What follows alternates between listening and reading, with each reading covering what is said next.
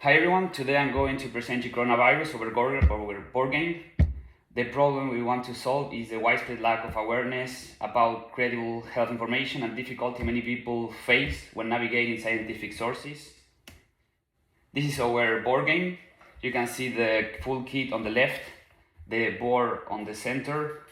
So how does it work and what makes it so special?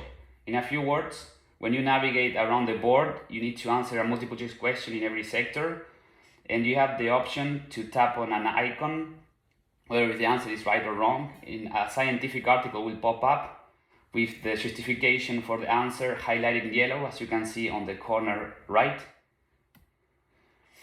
The game might look simple, but it got elected as the most innovative game in Norway 2024. I talked a lot about the free survey insights that we previously pitched in front of NTNU. You should only know that 44% of the respondents are willing to buy the game. Now, edutainment games like ours are expected to see a market growth of 7 to 9% annually. And we consider language barriers, purchasing power, gaming culture, and importing fees to assess how likely is our game to reach other markets outside of Norway. As you can see, overall, trivia games like ours are trending lately, aligning with the United Nations Sustainable Development Goals 3 and 4 can help us get further funding and eventually get a contract with the government to sell our game to schools, hospitals, and especially nursing schools here in Norway. Now, we need a audience of 500 respondents based on the different backgrounds of the audience. Our business model is based on a royalty fee of 6% per unit sold. Now, on a big picture, the game was developed in 2020, so the beginning of the pandemic, concluding with the winning of the Norwegian Game Award in 2024. Recently, we got funding from NTNU to create a new prototype and set in a gaming bar. Ideally, we finalize the market study in summer, and if everything goes as planned, we are expecting to secure some licensing in late 2025 or beginning of 2026. Now, in a more detailed timeline, we are aiming to deploy a professional survey in this summer, then gathering the data to have a proper market study to validate the demand and pitch in front of big publishers. In order to do so, we will attend to the listed events. Because the application took a bit longer than we thought, we couldn't attend to those two events crossed on the list. But game conventions in Europe are endless, so that's not a big deal. What is going on right now in Oslo?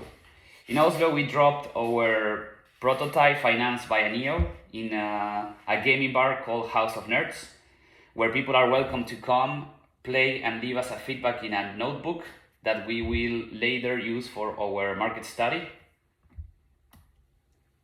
Right now, I am in Belgium.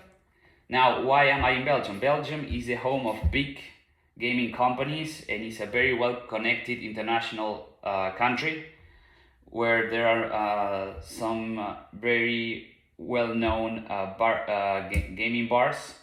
So as you can see, I came here with this prototype. I'm about to leave it in a gaming bar in Brussels so that we can get feedback from a different place and also add it to our market study. Now, when it comes to budget, we are struggling with three things basically: the consulting services. What I mean by this is that we need a professional market survey. We've been contacting several companies. We were privileging Norwegian companies. As you might know, Norwegian companies tend to be the most expensive ones, but we found this one called In Fact AS that offer us a very good deal for a professional survey. And then we also need to cover travel and lodging when we need to travel for to for example, London or Paris. You know, these places tend to be expensive in terms of lodging. And then we will need to cover entry tickets, so the registrations. And that's it. Thank you for your attention. Okay, thank you for the presentation. We obviously have some questions for you. Mm-hmm. I can start. Sorry, you can start arranging my throat. Yeah, interesting project. I'm a bit so your main path to commercialization is just licensing the whole thing to an existing company. What then? What after? What happens? Yeah, we get the royalty fee. Yeah, so you don't intend to start like a game studio or continue to develop? Yeah. No, we obviously we assess that. Maybe if you can see on the slide, the kit, the game we crafted is very difficult to manufacture. You need several machines, and also when you pay for cybersecurity hosting, because this game is hybrid, right? You also have a website. It's not only the physical part that you've seen, but when you have websites and all these things, you need to pay annual fees in hosting, domain, and so on. And when you're a little company, the price per unit that people will have to pay because of these small packages is very high. Whereas these companies like Hasbro, Asmodee, because they already have games, online games and physical games, they already have the machinery, and they produce in big bulks. They are the only ones who can give you a competitive game for a unit. We assess the pricing, and a small company has no chance to produce this in a decent price. So just to follow up that, so that what you have now is just a prototype that you want to develop further. Is that would be the next step then? I mean, I call it a prototype because it's not on the market yet, but this is like the final version. I also call it a prototype because if a game publisher wants to change something and still sell it for us, we most likely agree with the publisher. What I mean is like it's not a defined concept that is unchangeable. Another question is, you said something about the end customer. What do you think will be the main end customers? Well, the audience targeted is from 8 years old and to endless ages.